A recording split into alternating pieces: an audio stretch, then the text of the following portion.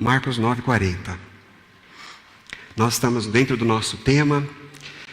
Nós não nos envergonhamos do Evangelho, porque o Evangelho é o poder de Deus que salva. Amém, irmãos? Será que a gente consegue entender a grandeza da salvação?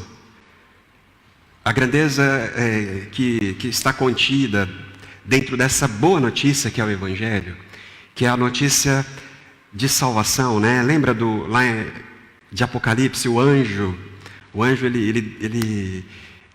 e os anjos felizes porque houve salvação. O quanto o Cordeiro de Deus, o leão da tribo de Judá, é digno de receber todo o louvor e toda a honra e toda a glória, porque Ele nos salvou. E nós vamos vendo lá em Apocalipse o coro crescendo. No começo são os anjos, e daqui a pouco os querubins, serafins e as criaturas que representam todas as criaturas, toda a criação. E daqui a pouco começa a crescer o coro com todos os homens e gente de todo canto, de todas as eras. E as pessoas vão crescendo e esse coro vai crescendo. E todo mundo, depois em uma só voz, reconhecendo que Deus, acima de todas as coisas, e o Cristo, o leão da tribo de Judá, é digno de receber toda a adoração e toda a glória, todo o reconhecimento, porque Ele nos salvou, a grande salvação. A Bíblia toda ela fala dessa salvação, ela conta essa mensagem. Nós temos conversado que a igreja não pode abrir mão, ela não pode abrir mão do Evangelho, como se houvesse qualquer outra chance humana de redenção e de salvação. Não há. A grande mensagem da igreja é que Deus em Cristo reconciliou consigo o mundo. Porque o problema do mundo é estar afastado, separado da glória de Deus. E Deus em Cristo Jesus destruiu toda a divisão e reaproximou a humanidade e toda a criação de si mesmo através de Cristo. E essa mensagem, irmãos, deve ganhar o nosso coração. Ela deve, em princípio, a gente está com ela aqui na cabeça e a gente fica ouvindo falar o Evangelho e a salvação que há em Jesus e da graça redentora, desse amor que não se importa com o outro, não espera do outro algo em troca, mas é um amor que vem incondicionalmente na nossa direção. Essa mensagem maravilhosa, meus irmãos, será que ela já ganhou, né? Ela sai daqui da cabeça, ela precisa descer aqui no coração. E uma vez no coração, né,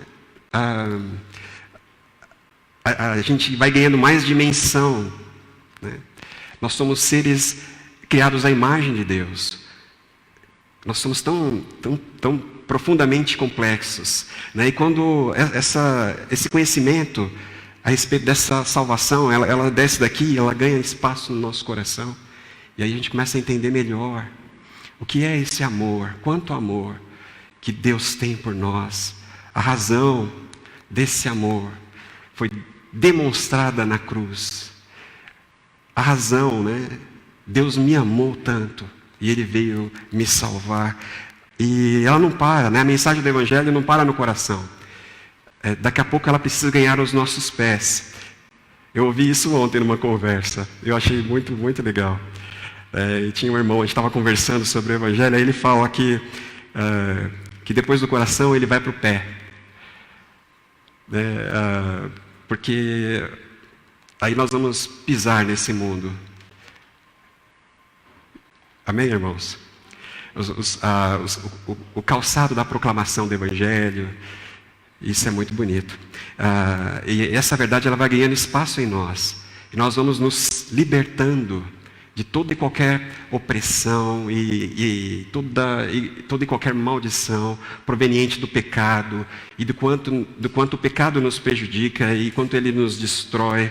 A gente vai se libertando e vai se vendo cada vez mais salvo, de glória em glória, de fé em fé, e isso é maravilhoso.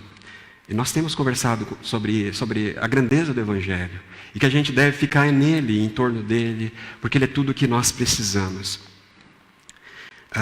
E hoje eu queria conversar com vocês, abrir com vocês aqui duas afirmações de Jesus em dois momentos. O primeiro momento é Marcos 9:40, e depois a gente vai abrir em Mateus 12:30. E nós vamos conversar um pouquinho, mais um pouco sobre as implicações, né, de vivermos o Evangelho. E eu vou convidar você a fazer mais uma oração, né, antes da gente fazer a leitura. Coloca esse tempo diante de Deus. Deixa o Espírito Santo falar com você. Na verdade, pede para Ele agora: Senhor, fala comigo. Senhor, fala comigo. Eu quero sair daqui transformado. Eu quero sair daqui mudada. Fala com o meu coração. Eu quero sair daqui diferente. Fala assim com Ele: Deus, eu estou aqui para ouvir a Tua palavra. Que o pastor não atrapalhe. Que eu também não atrapalhe com a minha falta de atenção. Fala comigo, Deus. Senhor, nós estamos aqui na Tua presença, diante da Tua palavra, em torno da Tua palavra. Na medida que nós abrimos a Tua palavra, Senhor, fala conosco. Nós fazemos essa oração e nós estamos aqui, Pai, tanto ouvindo quanto eu proclamando, com humildade, Senhor, porque sabemos que não somos nada e sabemos que Tu és tudo. E é por isso que nós oramos, Pai, fala com a Tua igreja, no nome de Jesus. Amém. Irmãos, se a nossa bandeira é o Evangelho, e nós já até conversamos um pouquinho sobre isso, parece que é muito pouco. A impressão que a gente fica é que existem tantas coisas importantes no mundo, e por que a gente vai ficar só falando de Evangelho, né? E nós estamos conversando aqui que o Evangelho, na verdade, uma vez em ação na nossa vida, ele atinge todas as áreas. E uma vez atingindo todas as áreas da minha vida, ele vai atingir a minha casa, a minha família. E uma vez atingindo a minha família, ele vai atingir os meus vizinhos, os colegas. E uma vez atingindo os colegas, a gente vai vendo que o Evangelho vai ganhando dimensão e vai ampliando, né, o seu raio de atuação. E aquilo que nós chamamos de Evangelho é, na verdade, a salvação do mundo, né, em todas as áreas. Mas a gente corre o sério risco de, muitas vezes, a gente se ver tão atarefados.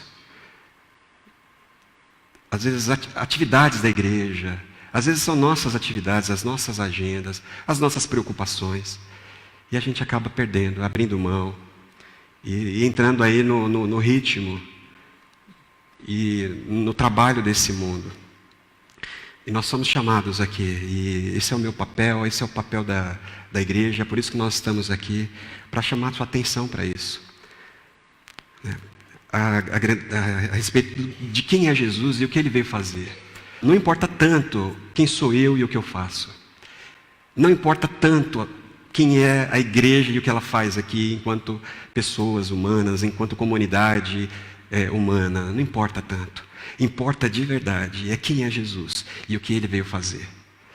E como nós precisamos entender isso, meus irmãos. Como a gente precisa entender a centralidade de Cristo na vida, na prática. Não é só para a gente salvar, para a gente ser salvo para ir para o céu. Como é importante que Cristo governe sobre as nossas vidas, que Cristo governe as nossas mentes, corações e os nossos pés. Como é importante que isso aconteça. Em Marcos 9:40, vou convidar você a abrir. Quem não é contra nós, é por nós. Jesus disse isso. Um pouquinho antes, só para a gente lembrar, não sei se você está lembrado, lembra? Um pouquinho antes a gente vê, os discípulos, na verdade João chega para Jesus e fala: Mestre, olha só, aquela figura ali, ele está usando o seu nome, ele está agindo em seu nome, ele está se apropriando do seu nome. para fazer as coisas dele. Ele tá dizendo que, volta aqui um pouquinho, no versículo 38. Mestre, vimos um homem expulsando demônios em teu nome, e nós procuramos impedi-lo, porque ele não é um dos nossos. Olha lá, Senhor. E a gente precisa impedi-lo. Ele está se apropriando do seu nome. Na verdade, ele está até fazendo algo em seu nome. Ele está querendo fazer o bem, expulsar demônios em seu nome. Mas, mestre, veja bem, ele não é um dos nossos. Então ele não pode fazer isso. Aí o que Jesus fala? Qual é a afirmação de Jesus? Não o impeçam. Ninguém que faça um milagre em meu nome pode falar mal de mim logo em seguida. Pois quem não é contra nós está a nosso favor. Quem não é contra é por nós. Amém? Está claro? Ficou claro? Ficou claro, não ficou? Agora eu vou convidar você a abrir Mateus 12:30. Vamos lá. Mateus 12:30. Aquele que não está comigo está contra mim. Aquele que comigo não ajunta, espalha. É a mesma coisa? O que você acha? Jesus falou a mesma coisa, não foi? Sim ou não? Sim. O Gil falou que sim. Sim, porque ele falou para não falar mal do outro, que o outro estava seguindo ele, e também falou que os outros não eram a favor dele. Ele explicou. É verdade, Gil. É mais ou menos isso, parece contraditório. Quando a gente vai ver mesmo, parece que é uma grande contradição. Primeiro, não impeçam. Por quê? Quem não é contra é a favor. Certo? Agora, ele vai dizer uma coisa que está lá na outra extremidade. Aquele que não está comigo está contra.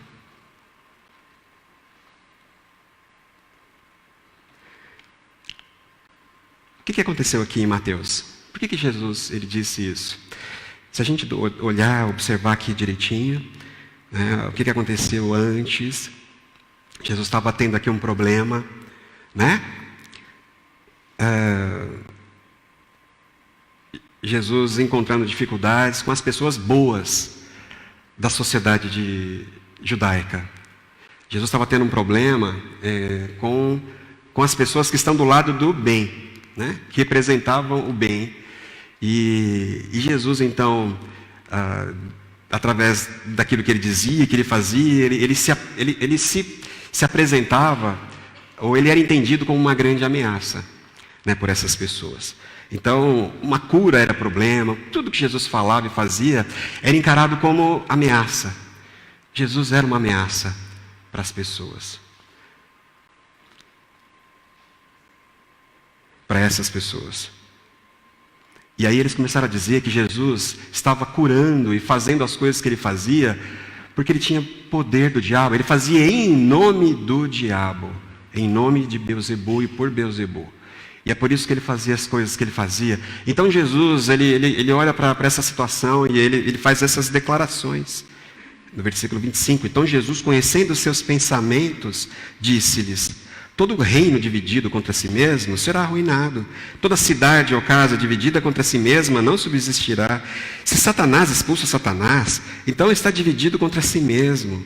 Como então subsistirá o seu reino? E se eu expulso demônios por Beelzebu, por quem os expulsam os filhos de vocês? Por isso, eles mesmos serão juízes sobre vocês. Mas se é pelo Espírito de Deus que eu expulso demônios, então chegou a vocês o reino de Deus. Ou como alguém pode entrar na casa do homem forte e levar dali seus bens, sem antes amarrá-lo? Só então pode roubar a casa dele. Aquele que não está comigo está contra mim. E aquele que comigo não ajunta, espalha. Por esse motivo eu lhes digo: todo pecado e blasfêmia serão perdoados aos homens, mas a blasfêmia contra o Espírito Santo não será perdoada. Deu para entender o contexto aqui agora? O que aconteceu? Então, por que eu trouxe esses 2 versículos aqui para a gente refletir hoje?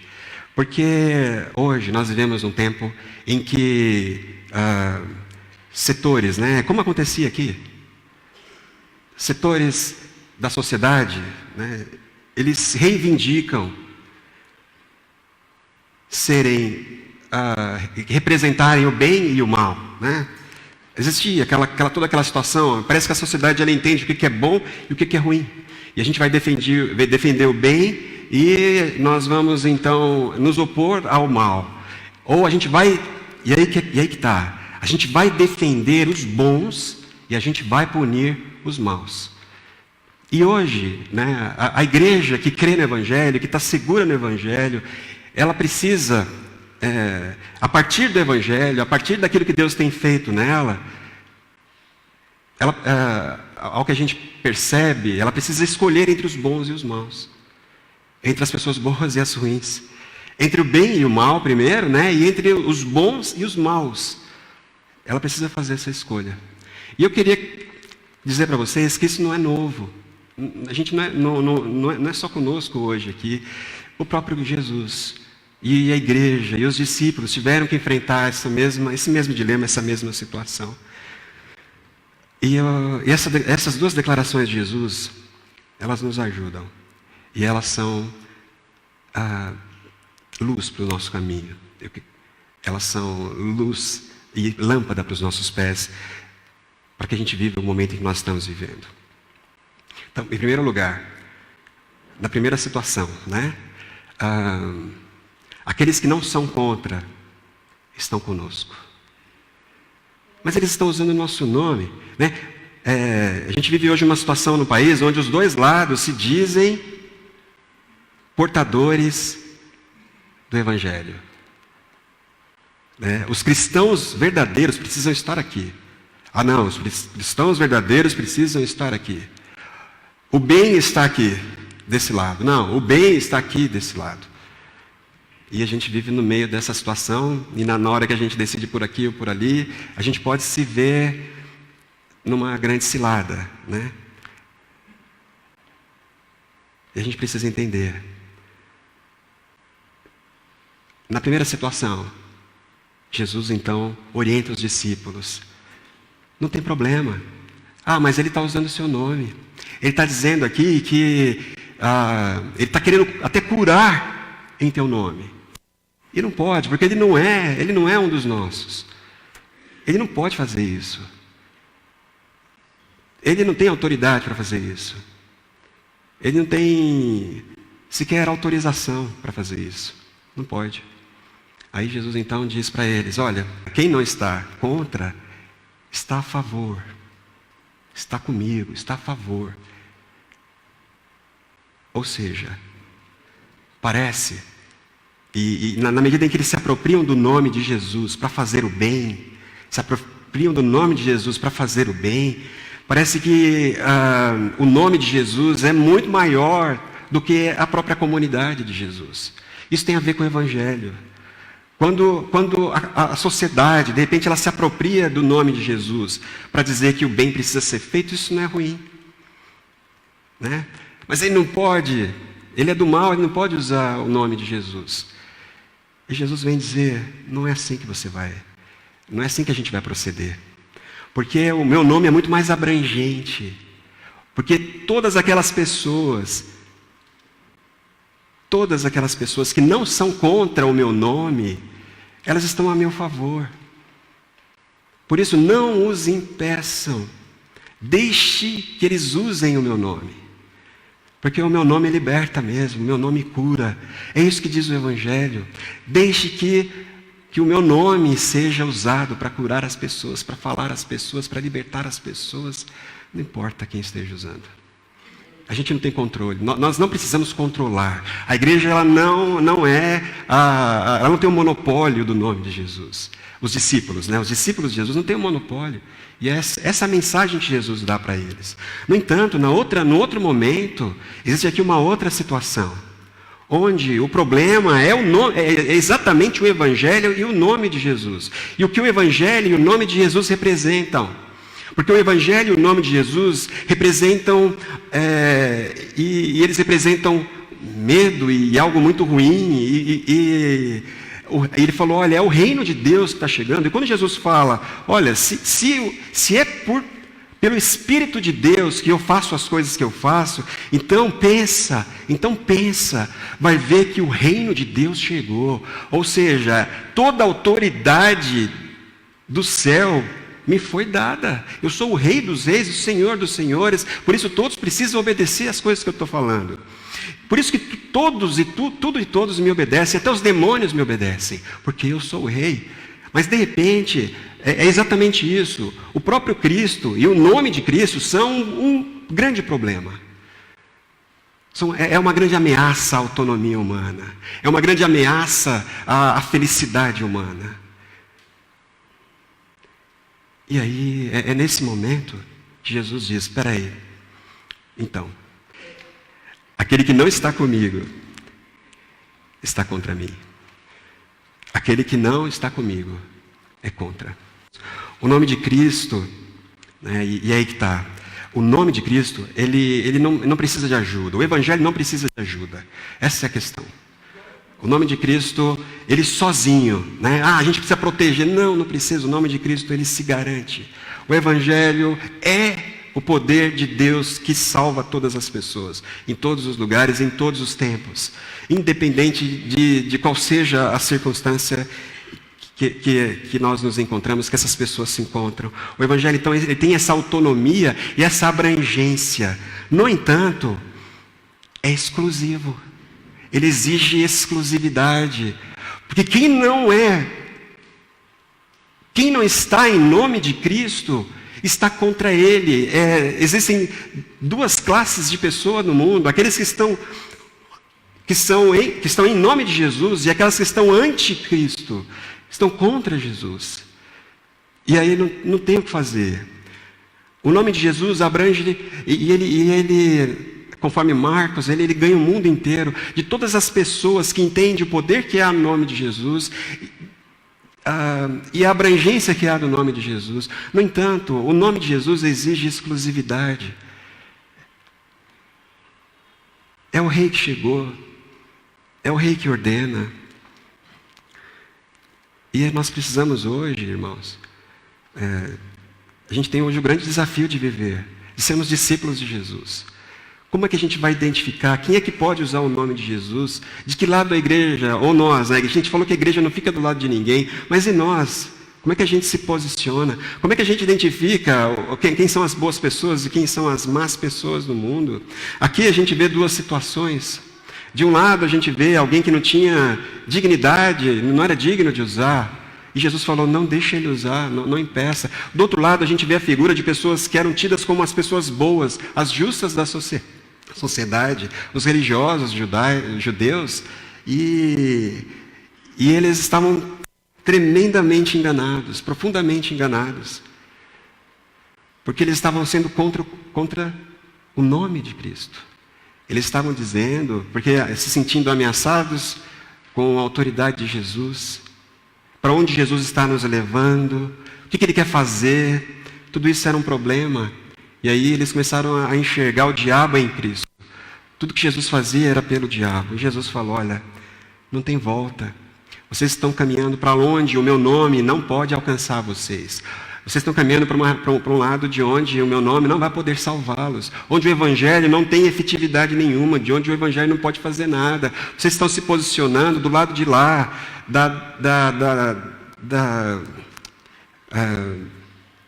como é que ele usa aqui a expressão? Da declaração contra o Espírito Santo. Não é declaração, é blasfêmia contra o Espírito Santo. E daí não tem volta, é o pecado imperdoável. Vocês estão contra o meu nome, vocês estão contra aquilo que eu estou fazendo. Vocês estão contra a minha autoridade. Vocês estão contra mim. E o Espírito Santo veio apontar para mim. O Espírito Santo veio falar de mim. Se vocês estão contra a obra dele, então não tem mais salvação para vocês. É papel da igreja, irmãos. É papel da igreja ficar e se sujeitar à autoridade de Jesus. Ao nome de Jesus. E o nome de Cristo, né? Eu trouxe aqui alguns livros, irmãos, para indicar para vocês. Primeiro aqui, esse Ética, é do Bonhoeffer. Né, Julia? Ok. Que é aquele pastor que se tornou mártir, né? Ele foi morto porque ele proclamou o evangelho na Alemanha nazista. E ele escreve, a maior parte do que ele escreveu da prisão, enquanto aguardava o cumprimento da sentença de morte. E ele escreveu esse livro aqui, chama Ética. E tem esse aqui do C.S. Lewis também, que foi um homem que viveu durante a Segunda Guerra Mundial. E ele lidou com questões dificílimas. E olhando para eles, eles tomaram atitude, eles ficaram dentro do nome de Jesus, né? E eles foram bem-sucedidos. E o Bonhoeffer aqui nesse livro, ele fala algumas coisas muito, muito importantes. Ele dizia para aquela igreja daquele momento, que estava confusa, poxa, qual é o lado dos bons? Qual é o lado dos bons? Qual é o lado dos maus? Quem tem o nome de Cristo? Né? Existia 2 igrejas naquele momento. Existia a igreja de um lado lá do poder, e tinha a igreja que resistia. Quem são os bons? De que lado a gente deve ficar? E eles enfrentaram isso. E ele disse o seguinte, o Bonhoeffer: o nome de Cristo não precisa ser humanizado. O nome de Cristo não precisa ser humanizado. O Evangelho é suficiente. Cristo não precisa se justificar para a nossa cultura, porque Ele é o Senhor. Ele podia ter dado uma maquiada para que a comunidade de Israel o aceitasse. Mas Ele que veio para salvar foi encarado como uma grande ameaça, um grande problema.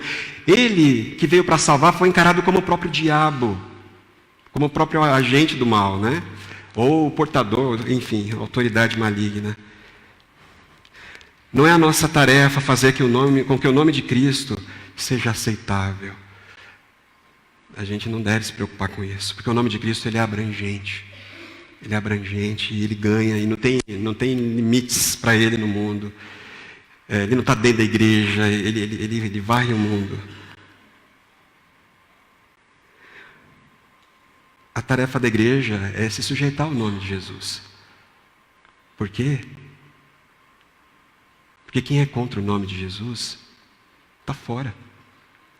Quem é contra a autoridade de Jesus está fora. Quem não está a favor da autoridade de Jesus está fora. É contra Ele. Quem não está juntando nesse sentido, e os religiosos de Israel se vinham assim, juntando ali. Talvez seria mais fácil eu chegar aqui para vocês e falar, faça isso ou faça aquilo, mas não.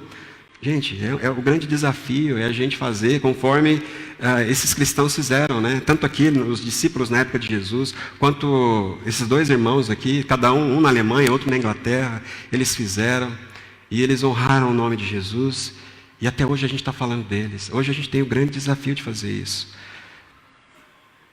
De nos submetermos ao nome de Jesus, ao Evangelho de Jesus. Porque a gente não precisa se preocupar com o nome dele, porque Cristo crucificado, ele se tornou refúgio. O Cristo crucificado se tornou refúgio para todos aqueles que querem fazer o bem. Essa é a verdade. Mas ele não é um dos nossos, mas o nome de Cristo se tornou refúgio. A cruz de Cristo, o Evangelho, a salvação que Deus operou em Cristo Jesus, através de Cristo, é o bem. É o bem. é o bem do mundo. E que esse bem, ele não está restrito às quatro paredes da igreja, ele varre o mundo. Essa é a mensagem, irmãos, do Evangelho. O Cristo crucificado, a cruz de Cristo, ela se tornou refúgio para todos aqueles que buscam o bem. E a gente não sabe como é que é, mas Deus é soberano, de uma forma ou de outra, Ele vai resolver essa equação. Conforme Ele diz, através do profeta, aqueles que buscam, vão encontrar. Aqueles que batem, a porta vai ser aberta. Aqueles que procuram, eles vão achar. É assim que é. Quem garante é o próprio Senhor do universo. Soberano sobre todas as coisas. Ele garante que vai ser assim.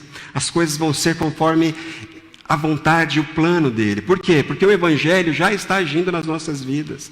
O Evangelho já está em operação no mundo. O nome dele já está invadindo os cantos mais sombrios da terra e das almas humanas e da maldade humana.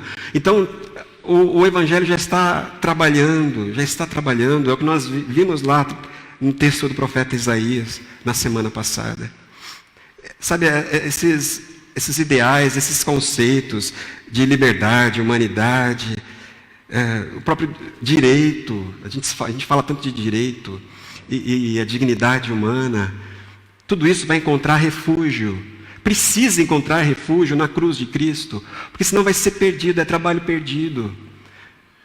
Se o bem não entender que o lugar dele é a cruz de Cristo, ele está perdido. E isso resolve o nosso problema. A gente fica em Cristo Jesus. Isso te ajuda, será? Eu vou ler aqui uma frase do Bonhoeffer. Olha só o que ele falou. Presta atenção. Eu não trouxe aqui no slide. Não consegui fazer, mas olha, presta atenção. Procura-se a proteção do Cristo, que não teve abrigo na terra. O bem procura abrigo em Cristo. A justiça procura abrigo em Cristo. A bondade humana procura abrigo em Cristo. A justiça procura abrigo em Cristo. Mas o Cristo que não teve abrigo na terra, do Cristo da manjedoura, do Cristo da cruz, que foi banido da nossa história, que foi excomungado da nossa história, que foi excomungado da nossa religião, que foi excomungado da nossa justiça social. É o Cristo que foi banido, foi rejeitado. O bem, o nosso bem, o bem da humanidade, ele procura desesperadamente abrigo nesse Cristo que não teve abrigo aqui, irmãos. Mas que só assim revela toda a amplitude de seu poder. Porque foi na cruz que Deus venceu o mal. Foi na cruz que Deus venceu a maldade. Foi na cruz, irmãos, foi na cruz que Deus colocou a linha de divisão. Como é que a gente escolhe o bem e o mal? É na cruz de Cristo, é na cruz de Cristo. Porque na cruz de Cristo toda a maldade foi vencida. Foi através da cruz de Cristo que Deus resolveu o problema humano. E é na cruz de Cristo que a gente se abriga, meus irmãos. É na cruz de Cristo que a gente se abriga, que nós encontramos refúgio. Onde os bons vão encontrar refúgio. É na cruz de Cristo, porque a gente não vai achá-lo em outro canto nenhum. Ele não está em nenhum outro lugar. É na cruz de Cristo que está a bondade, a justiça, a dignidade, o direito e todas essas outras, o bem que a gente tanto almeja, a gente tanto deseja. Amém, irmãos? Eu vou terminar lendo o texto de Pedro, 1 de Pedro. Abre comigo, a gente vai ler para terminar. Porque parece que fica muito abstrato tudo isso que eu estou falando. Como que a gente pratica isso? Como é que eu vou viver e como é que eu vou escolher pela cruz de Cristo lá fora na vida, né? Como é que eu vou ficar do lado do nome de Jesus? Como é que eu fico do lado do nome de Jesus lá fora? Na prática, né? E aí eu vou ler com vocês aqui esse texto que Pedro escreveu para a igreja. 1 de Pedro 2,14. Vou começar no 9. Olha só, irmãos, presta atenção. Deixa o Espírito Santo falar com você.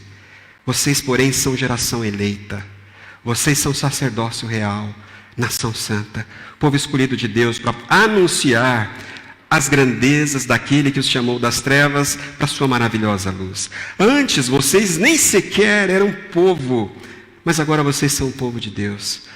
Antes vocês não haviam recebido misericórdia, mas agora a receberam. Amados, insisto em que como estrangeiros e peregrinos no mundo, vocês se abstenham dos desejos carnais que guerreiam contra a alma. Vivam entre os pagãos de maneira exemplar, para que mesmo que eles os acusem de praticarem o mal, para que mesmo que eles os acusem de serem o mal, lembra, Jesus, você é o diabo, você faz pelo diabo, mesmo que eles te acusem de praticar o mal, eles observem as boas obras que vocês praticam e glorifiquem a Deus no dia da sua intervenção. Por causa do Senhor, sujeitem-se a toda a autoridade constituída entre os homens, seja o rei como autoridade suprema, seja os governantes como por ele enviados, para punir os que praticam o mal e honrar os que praticam o bem, pois é da vontade de Deus que, praticando o bem, vocês silenciem a ignorância dos insensatos. Praticando o bem, vocês silenciam a ignorância. Praticando o bem, vocês falam. Praticando o bem, vocês esclarecem. Praticando o bem, o nome de Jesus é glorificado. Praticando o bem, as coisas são esclarecidas. Ainda que estejam falando mal de vocês, mas não usem. Vivam como pessoas livres, mas não usem a liberdade como desculpa para fazer o mal. Vivam como servos de Deus. Aqui a gente não tem cabresto. Aqui ninguém é obrigado a ficar aqui ou ali, a fazer isso ou aquilo. Aqui ninguém é obrigado a nada. Mas vocês são livres, mas usem com sabedoria, com discernimento a liberdade de vocês. Não usem a liberdade como desculpa para fazer o mal.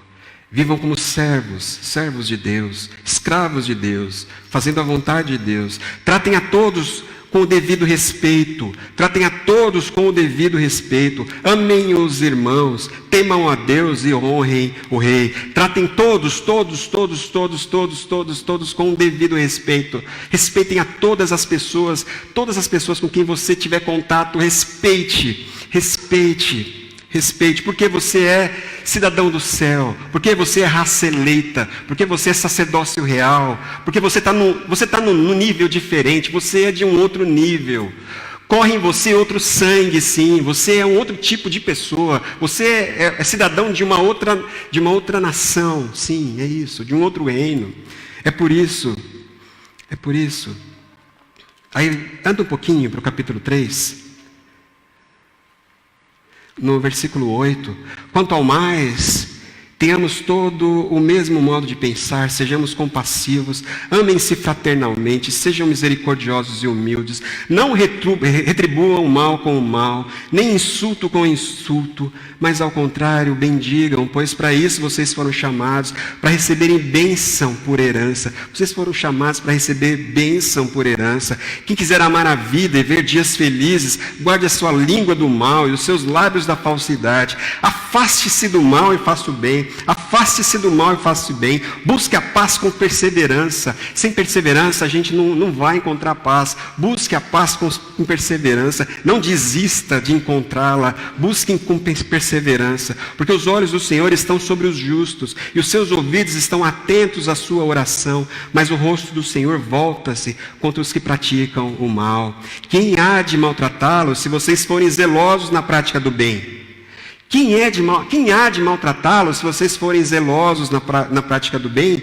Todavia, mesmo que venham a sofrer, porque praticam a justiça, vocês serão felizes. Não temam aquilo que eles temem. Não fiquem amedrontados, antes santifiquem Cristo como Senhor em seu coração. Estejam sempre preparados para responder a qualquer pessoa que lhe pedir a razão da esperança que há em vocês. Contudo, façam isso com mansidão, respeito, conservando boa consciência, de forma que os que falam maldosamente contra vocês, contra o bom procedimento de vocês, porque estão em Cristo, fiquem envergonhados de suas calúnias. É melhor sofrer por fazer o bem, se for a vontade de Deus, do que por fazer o mal. Pois também Cristo sofreu pelos pecados, uma vez por todas, o justo pelos injustos, para conduzir-nos a Deus. Ele foi morto no corpo, mas vivificado pelo Espírito. Amém, irmãos? Não dá para ser mais prático, né? Somos cidadãos salvos pelo Evangelho. A gente não era nem povo, a gente nem merecia misericórdia. Mas algo aconteceu e nós fomos alcançados pelo amor de Deus. E o nome de Jesus nos salvou, o nome de Cristo nos salvou. E esse nome de Cristo salva o mundo todo. Ele tem potencial para salvar todo mundo. E o nosso papel é fazermos essa. Eu sei que é bastante coisa, né? Mas é isso que a gente tem que fazer. Isso é ser cidadão do céu. As pessoas estão olhando para a igreja. Eu acho que a gente nunca viveu um tempo como o de hoje. Todas as atenções estão sobre os cristãos. E nós temos a oportunidade de honrar o nome de Jesus. Nós temos a oportunidade de nos posicionarmos em nome de Jesus. Como é que a gente se posiciona em nome de Jesus? Fazendo o que Pedro pede para a gente fazer. Não adianta a gente ficar falando. A gente precisa de prática. E se a igreja não perder, eu acredito que o Espírito Santo, ele vai usar esse momento, ele vai levantar a igreja. A gente precisa orar por isso. A gente precisa se cuidar, se policiar. Porque as pessoas, elas vão ser constrangidas. Não é pelos evangélicos ou pelos católicos, mas pelos discípulos de Jesus.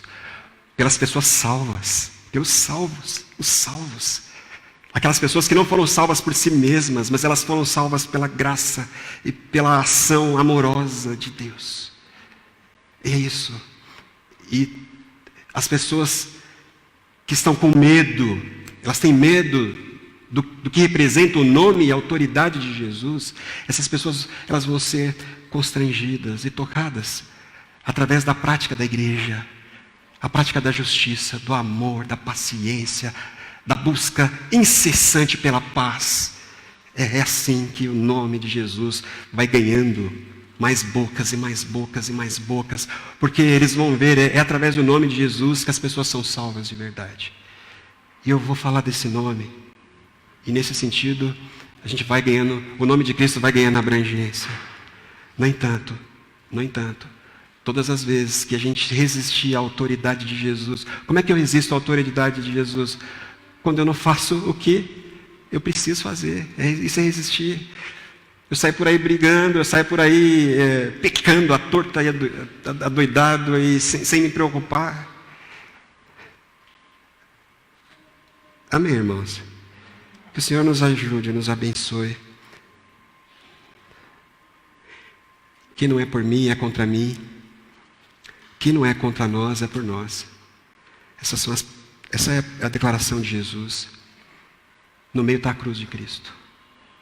A cruz de Cristo, ela concilia essas duas afirmações. E a cruz de Cristo, ela vai agir em nós para que a gente testemunhe, né? E que a gente, através da nossa prática do bem, a igreja, os discípulos de Jesus praticam o bem. E através do bem, as pessoas vão ser constrangidas. E elas vão se dobrar à salvação que há em Jesus, à autoridade que há em Jesus. Amém, irmãos? Vamos orar. Eu quero... coloca a tua vida diante de Deus.